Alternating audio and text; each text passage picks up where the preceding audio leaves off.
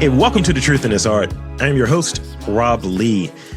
Do continue to share, subscribe, like, all of that good stuff, and make sure you don't miss an episode of this great podcast on arts and culture. Today, I have the privilege of being in conversation with a self-taught multimedia artist based in Baltimore, Maryland.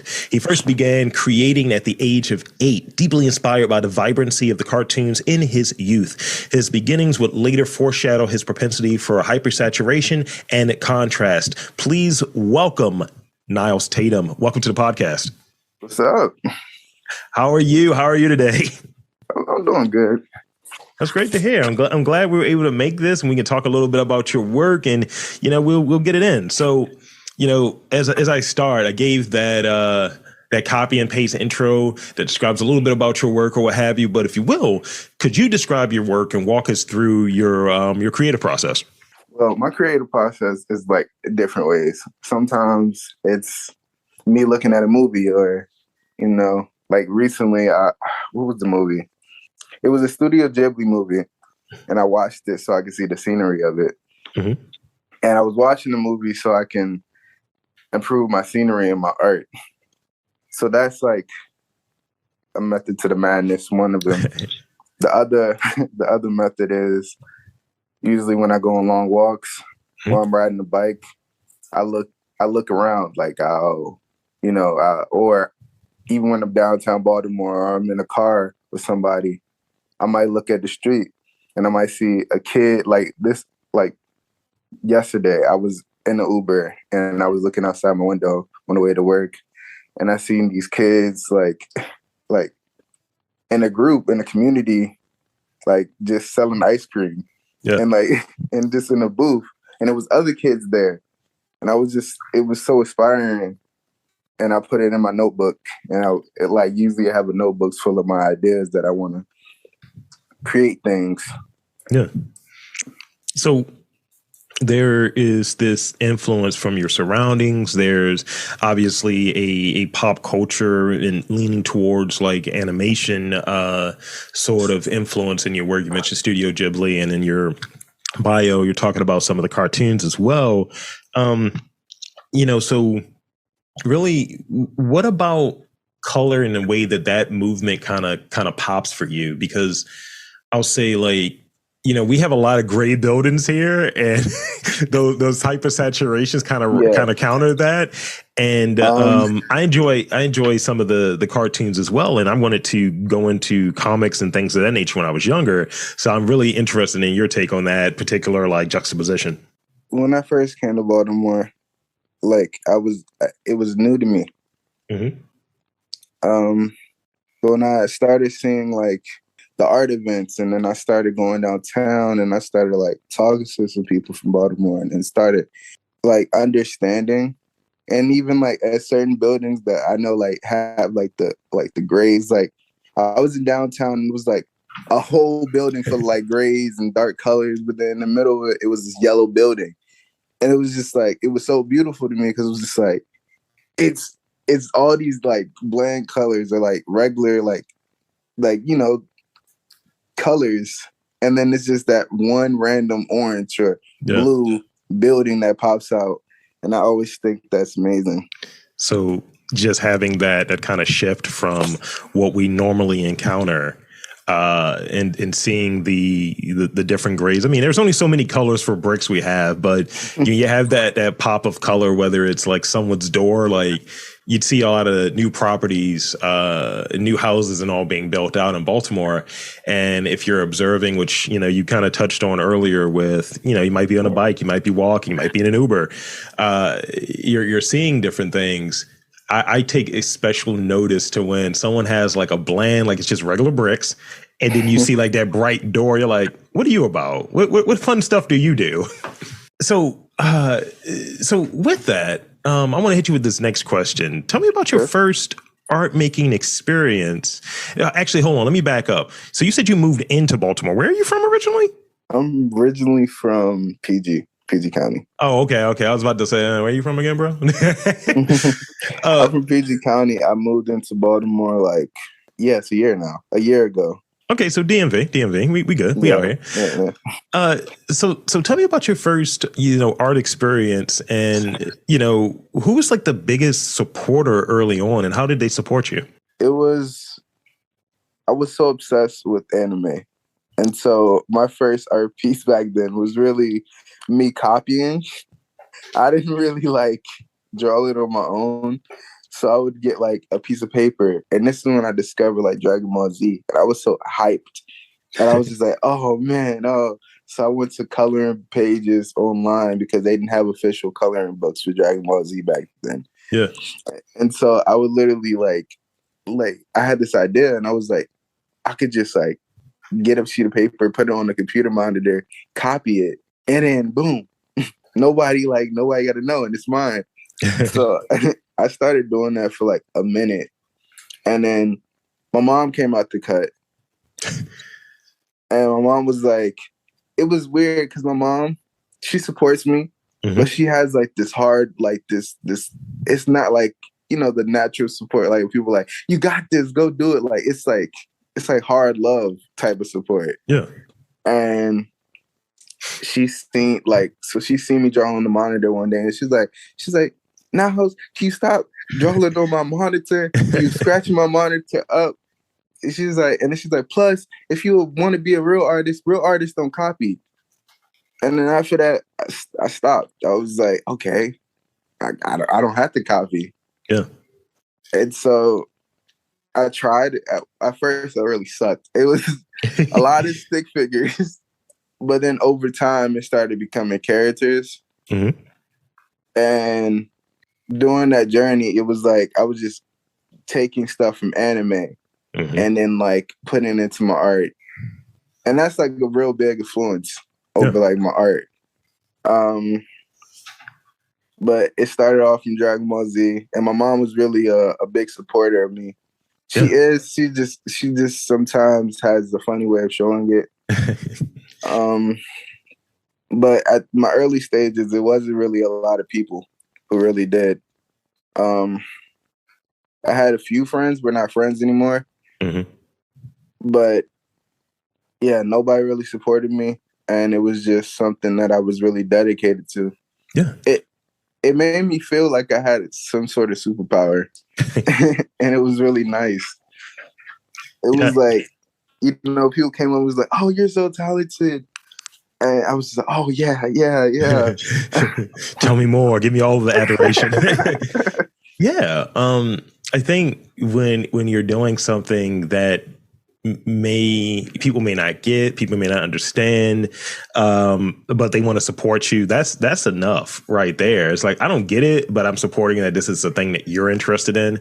And I find that that's what, when I was like drawing and stuff when I was younger, or even as I got into doing podcasting or recording audio, I it was never a lot of questions about how you're doing with that stuff or what have you, where I think maybe if I was doing maybe another creative practice, they may have had more interest in it, but it was always support there. It was always like, yeah, you got it. Or, telling people about it, like they're proud of it, but they show it in their unique way, your parents at times. And but I think once you start finding the people who get it, and sometimes you are going to feel like, this is my superpower. This is the thing that makes me unique. And sometimes you're not going to have the same friends that you had, when you started off that may have been supporting you in a certain way. But as you're progressing, it's like who you're trying to impress. It should always probably be yourself, right? It was like at one point, it wasn't even about myself. And it's like I'm healing from that. Yeah. But like at one point, I'm so obsessed with like, getting love from it that I forgot my love for it at one point. It was like I was so crowded and like the people saying it's amazing. And so like one time I really got humbled. And it was my friend Khalil. I basically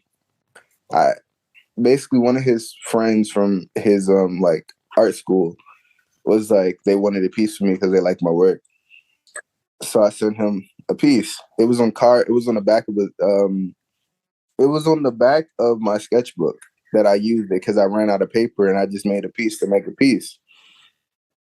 And literally, I sent it, and basically, I was like, I was just happy. I was like, oh man, he's liking the work. And then, right, basically, like art colleges do, they have critique circles, and so they critiqued my art, and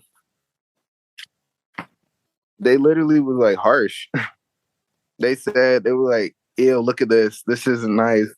What is he doing? The blending is off. They were just saying things that I wasn't even like thinking of because I had no like art background. Like I have art background, but I didn't have any school background.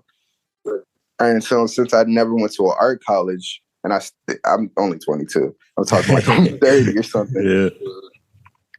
But since I didn't do that, I didn't know what I need to fix.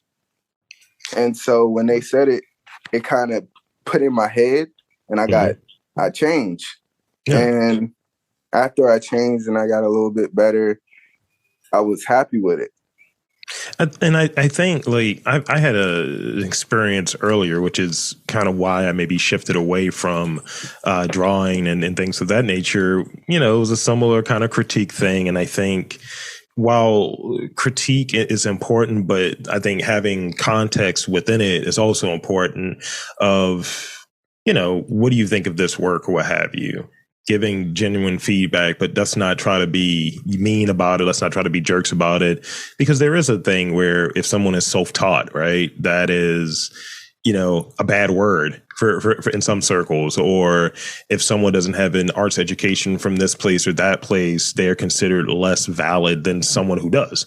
And so I remember going to an art school here, and you know, my thing was X-Men. I was drawing X-Men, mostly Wolverine back in the early '90s, and that was something I was interested in. And you know, my parents would get me art books, and you know, it was just like every gift that I got, you know, up until like I was like 10, maybe 11, was art related: color pencils, markers, art books, paper, the whole gamut. And what I would try to do, what my test was to myself was, can I draw this cover from the old Wizard magazines or things of that nature? And, you know, I just remember getting into a spot where I'm trying to get into an art school and they're reviewing the work and all of that. And he would say, yeah, it's, you know, it's kind of rudimentary. It feels childish. And it was just kind of like a very dismissive sort of thing. And it killed my confidence. So I definitely understand, you know, how that may have felt. Yeah, it really felt bad.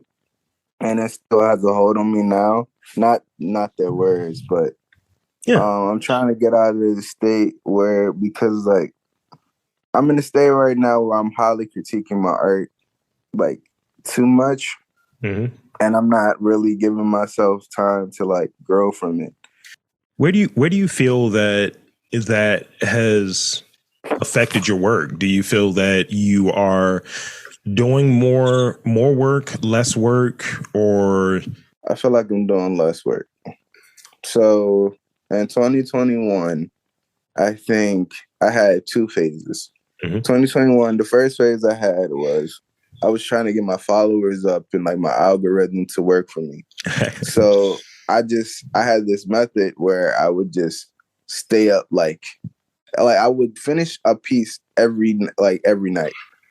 And it was something simple. It wasn't that like it was hard, but it wasn't like to the point where I was stressing out. It was like a doodle and I would release it.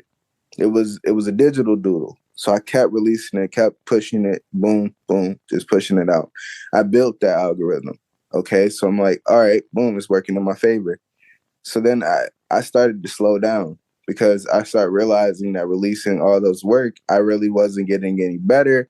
And I was just releasing stuff that I really didn't like at certain times, and it was starting to look the same. Yeah. I didn't get my time process to really like think of new ideas, and I was just piggybacking off of old ideas. So then it switched to me like really getting a little critical, but I was still releasing art. Yeah. And then when I moved into Baltimore, it's got to a point where it's like really critical. And sometimes it might take 2 or 1 month for me to really release art. Because I'm just like, oh no, this is not it. Like I have a bunch of sketches, but I'm just always like, nah, nah. Yeah. That happens where I think, I look at like putting out podcasts. I put out a lot, as you've probably seen. I think since you became probably aware of this content, you're like, this guy has put out like 40 episodes or what have you, or something crazy. And sometimes I go into it and I just look at it from the standpoint of, am I creating? Am I putting out work? And am I proud of this work? And trying not to get hooked. But I think as you get more and more exposure to things, just like you said, you're 22 or what have you. So, there's so much room to get better and so much room to get better in your process and how you go about things and how you even take in criticism too. Because, everyone's a critic, regardless of what you do. You can have the greatest, most, you can get all of the validation, right? There's always going to be haters. There's always going to be people who your work isn't for them. And that's just the reality of it. As they say, everyone's a critic. And I'm sure that there are a bunch of people who hate my podcast, who hate, my questions or whatever, or who don't like me. But I think about it, that's not, I realize at a point, because you can get trapped, even if you're like, I'm doing this for myself, I really enjoy it, blah, blah, blah. But sometimes when someone tells you something good, because we don't get feedback a lot of times, especially if you're putting work on social media, you're looking for those likes, you're looking for those shares. But if you're not getting them, you don't know if you don't feel, sometimes I guess, you don't feel like the work is good or if it's up to par or what have you. You just got to keep doing it. You just got to, if that's the thing that you want to do, you just do it. And I think you treat it like, I'm an illustrator. I'm just going to work. And, you're the person that's that's in charge of it, Yeah, I've been feeling that. I had a discussion with my girl about that.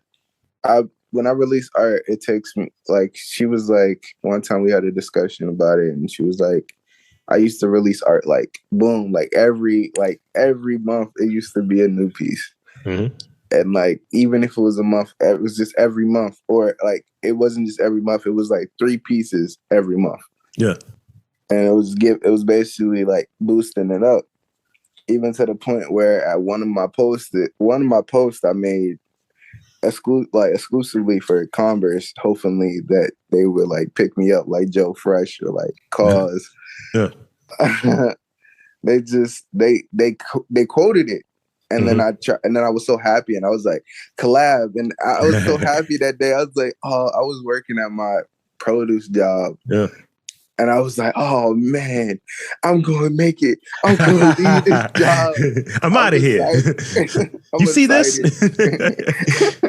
No, but I think maybe, I don't know what other stuff you consume as far as like content and things of that nature. But one thing that might be worthwhile is if it's not 3, right?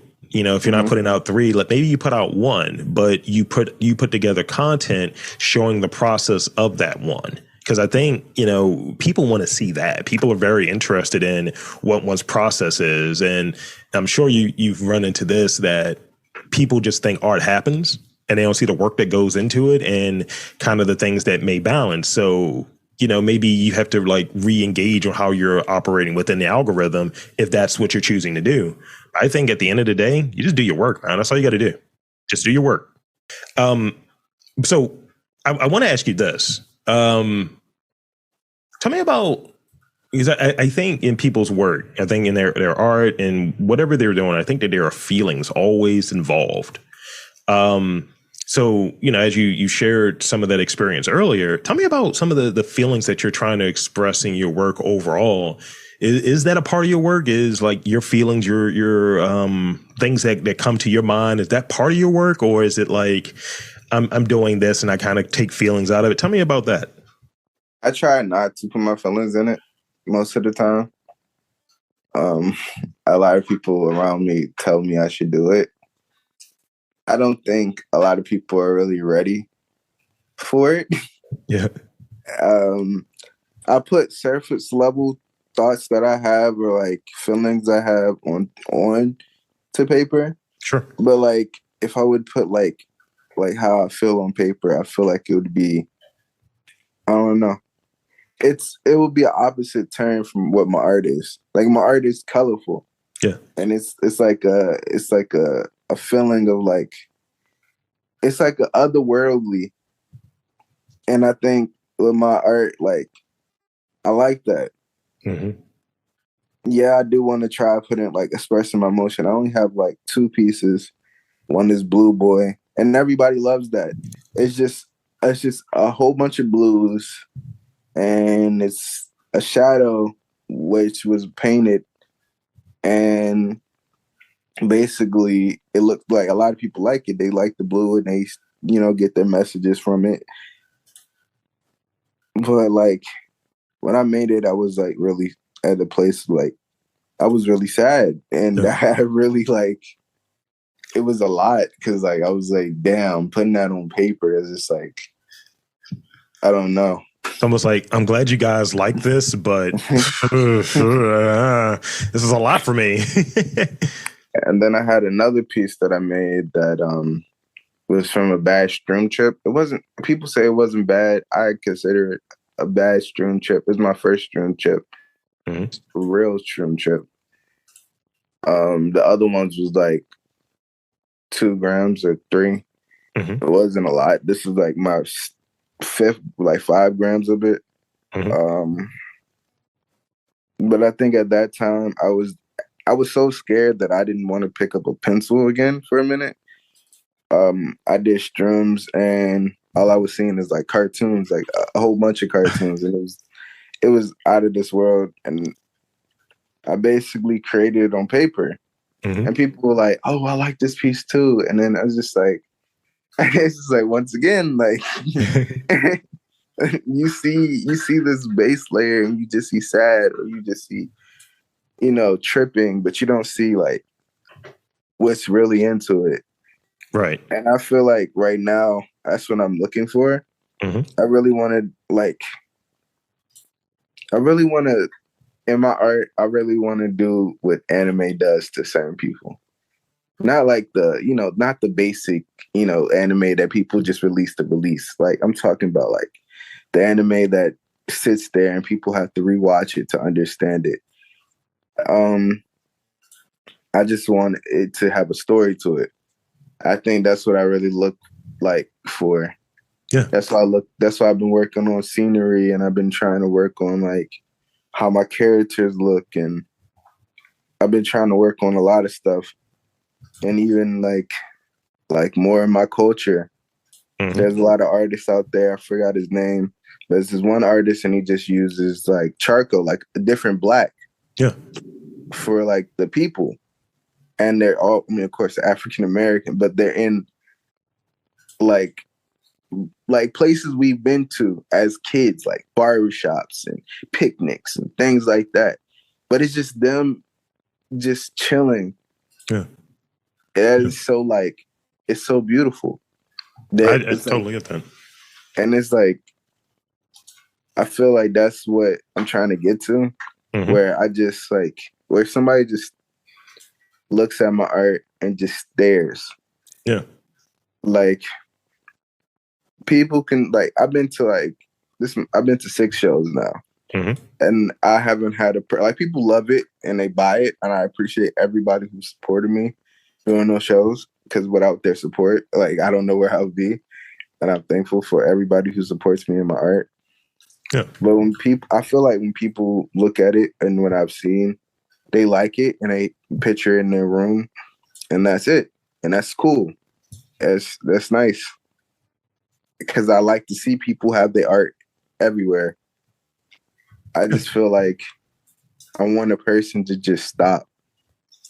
And like, it's a whole event happening and they're just stuck. I feel like that's the goal I want in my art. I want everything to stop when you look at my art. I dig it. So let's see. I got one more real question for you, and then some rapid fire questions I want to wrap up on. So What are, and going back to it, you touched on Dragon Ball Z, so that's one of those things I think that really captures some of your favorite art, your favorite types of like cartoons and what have you, that captures it. But I want to talk about in what ways has the community that you're in, so you came from PG, you're in Baltimore now, how has that shift to Baltimore maybe influenced your style creatively, professionally, or personally? How has like maybe that shift from, one community to another one changed how you view your work as an artist or how you go about your work? PG, I mean, where I lived, that was the suburbs. um, and I still live in the county because I'm in Baltimore County. Boo! No, kidding, kidding. But I think it's changed because, like, I don't even like saying this because I know if you're PG, go think I'm hating. But Yeah, when I go down to Baltimore and I see like graffiti, it's so amazing. Mm-hmm. Like in DC, they have that shit. Like they have graffiti, but like you got to go to certain places to see it. It's all fucking corporate buildings and shit. Mm-hmm. When I go down to like Baltimore downtown, like I see graffiti everywhere, like, and it's so amazing and it's so inspiring. And I look at these artists and I'm like, damn, like they're really the shit. and it just makes me want to just be like, damn, I really want to like get up to that level. Cause like, I don't know where it's at. I think it's near, like on the way to like going to East mm-hmm. Baltimore, but it's like, it's these blue people on the wall. And it's just, everything is blue. And there's some color in it. And it's kids and it looks so vibrant. Or it's this one in downtown and it has this thing with like it's random, but it's these words that say, we all just want to go home at night. Yeah. And it's just like, damn, this shit's beautiful. Like it has message to it. Yeah. And like every time I look, like even when I'm in my car and I know I don't have enough time to like stare, I just stop and I'm just like, damn, this is really inspirational and this is nice. Yeah. So I feel like the move to Baltimore is very like, I don't know, like an eye opener. Mm-hmm. And it makes me realize that the community here is like really strong. Yeah, that's legit. Thank you for sharing that with us. So I want to hit you with a group of rapid fire questions real quick. In the way that this works, you don't want to overthink it. You just want to like throw out the answers, whatever pops in your head. So I'm going to throw up a softball for you for this first one, just so you get dipped into how we go about this. What is your favorite dessert? Favorite dessert? Sheesh.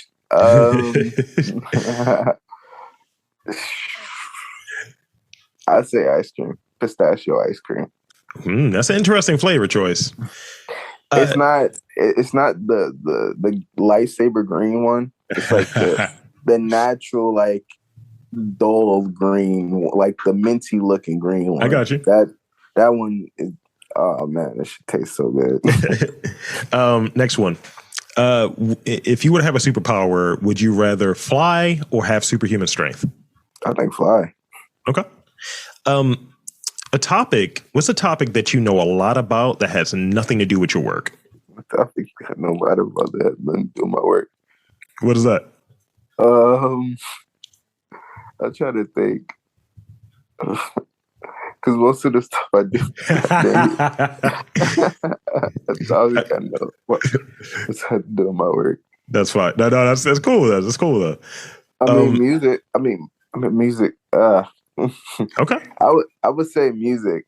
The business in music. Like I know a lot about the business in music and like artists and labels and stuff like that. That's the one thing I could say. Okay, that's fair. Two more. What is something that you've always dreamed of doing but haven't done yet? Travel to different places. Okay.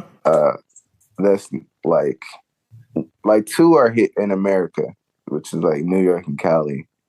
Coastal. Okay. Only just to see what the hype's about, because I've never been there. And every artist or some artists, I'm not gonna put that on every, because not everybody's the same. Some artists have told me it's like the gold mine for art. artists to go these places. I just need to go myself to realize if that's a lie or not. And I want to go to Japan, even though like I'm kind of scared because I don't know Japan like Japanese, and I don't want to be like lost. It's like, I don't know where I'm going. Arigato. It's like, that's not how you say that at all, actually. You said something about a cat. All right. This is the last one I got for you. Are you a morning person or a night person? Like early riser, or you're a night owl? When I was 18 to 17, I was a night person. But now that I'm 22, my body doesn't work the same. Oh no! I am a morning person. No, that's what happens. You just start, living a life of coffee and traffic jams, and you just kind of hate everything. So that's pretty much it. What I have for the questions. So I want to leave the floor to you. I want to thank you for coming onto this podcast. I want to leave the floor up to you to tell the fine folks where they can find you at online. Okay. They can find me online. On Twitter, it's babyboyflu. And on Instagram, it's Niles_Tatum. Baby Boy Flu came from the movie Baby Boy. That's great. That is a great reference. So I want to again thank Niles Tatum for coming on to the podcast. Check him out. Check out his work. And I'm Rob Lee, saying that there's art in and around Baltimore. You just got to look for it.